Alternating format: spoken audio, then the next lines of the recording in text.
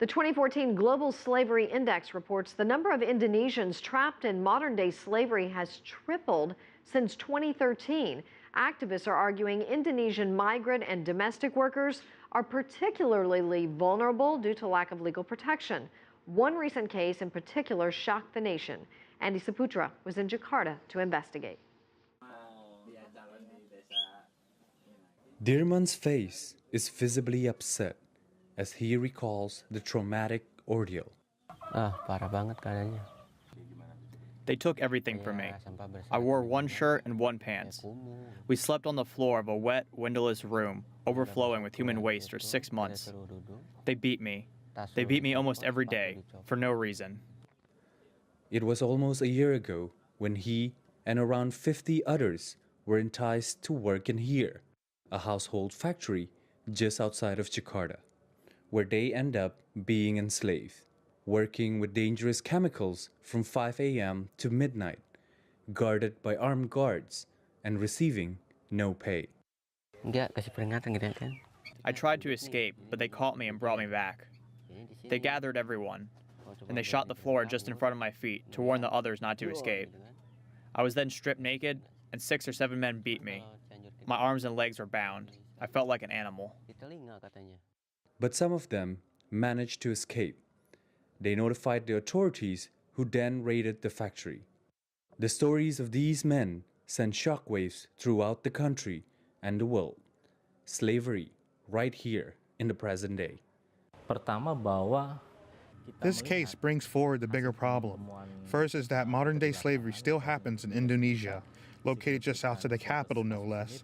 Imagine what is happening in remote parts of the country.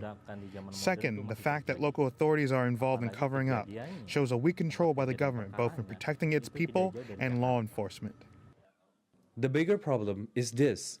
More than 700,000 people in Indonesia are estimated to live in modern slavery, according to a new index on global slavery that ranks the country 8th out of 167 countries based on the number of people subject to abuse, such as forced labor, servitude, or sexual exploitation.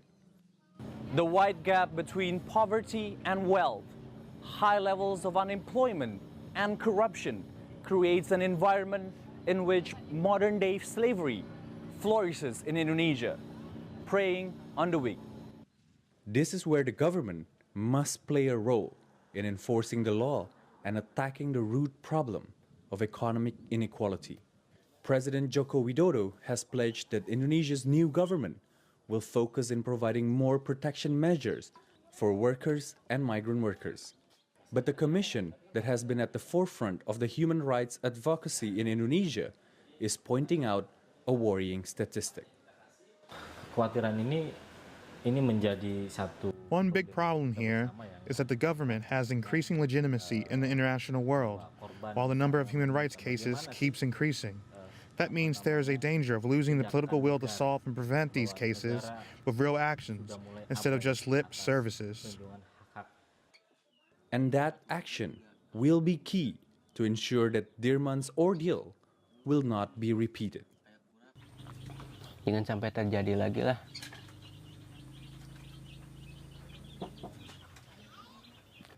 Don't let it happen. Don't let it happen to anyone else. Jangan sampai orang lain ngalamin lah.